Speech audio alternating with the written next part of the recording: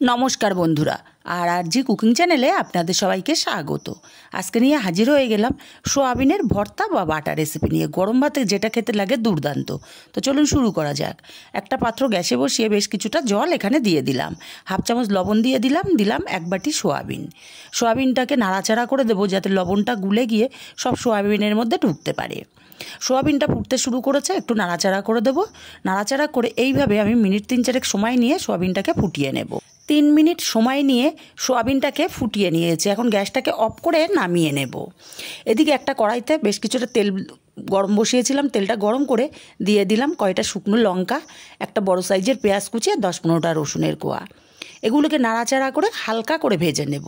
খুব বেশি কড়া করে ভাজবো না, হালকা কালার করে ভেজে নিয়ে আমি গ্যাসটাকে অফ করে দিয়েছি। আর এদিকে সোয়াবিনগুলোকে ঠান্ডা জলে 5-6 বার খুব ভালো করে ধুয়ে নিয়েছি। আর সোয়াবিনগুলো চাপলে কিন্তু জল বেরোচ্ছে। সোয়াবিন থেকে জল নিংড়ে ফেলে দেওয়া যাবে না, তাহলে সোয়াবিনটা বাটা যাবে না। একটা মিক্সচার জারের মধ্যে সোয়াবিনগুলো সব দিয়ে দিলাম। এবার দিয়ে দেবো ভেজে রাখা পেঁয়াজ, রসুন আর শুকনো লঙ্কাগুলো। আর দিয়ে দেবো 4টে কাঁচা লঙ্কা। ঝালটা যে যা স্বাদ অনুযায়ী দেবেন। ঢাকাটা বন্ধ করে একদম মিহি করে পেস্ট করে নিতে হবে। ঠিক এই রকম মিহি করে বেটে নিতে হবে।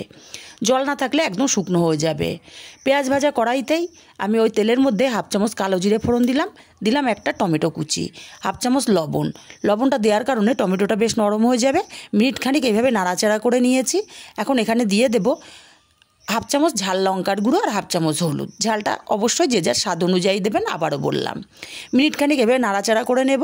আর খুন্তি দিয়ে চেপে চেপে টমেটোগুলোকে একদমই গলিয়ে দিতে হবে। টমেটোগুলো বেশ সুন্দর মতো গলে গেছে। এখন এখানে দিয়ে দেব সোয়াবিনের পেস্টটাকে দিয়ে এইবার নাড়াচাড়া করে রান্না করে নেব 2 থেকে 3 মিনিট। কিন্তু হাই ফ্লেমে করা যাবে না, মিডিয়াম আঁচে রান্নাটা করতে হবে। খুব ভালো করে কষিয়ে কষিয়ে রান্না করতে হবে। 2-3 মিনিট রান্না করে নেওয়ার পরে অনেকটা শুকনো শুকনো হয়ে গেছে। এখন এখানে স্বাদ মতো লবণ দিলাম আর কয়েক দানা চিনি দিলাম। লবণ আর চিনিটাকে দিয়ে আবারও কিছুক্ষণ রান্না করে নিতে হবে। মিনিট 2 সময় নিয়ে রান্না করে নিয়েছি। এখন একদম পুরোপুরি ডো ফর্মে চলে এসছে, কড়া থেকে ছাড়িয়ে যাচ্ছে। এখন সরাসরি আমি নামিয়ে আলাদা পাত্রে নামিয়ে নিচ্ছি। আর এটা গরম ভাতে খেতে জাস্ট ফাটাফাটি লাগে, ফাটাফাটি। রেসিপিটা কেমন লাগলো কমেন্ট করে জানাতে ভুলবেন না।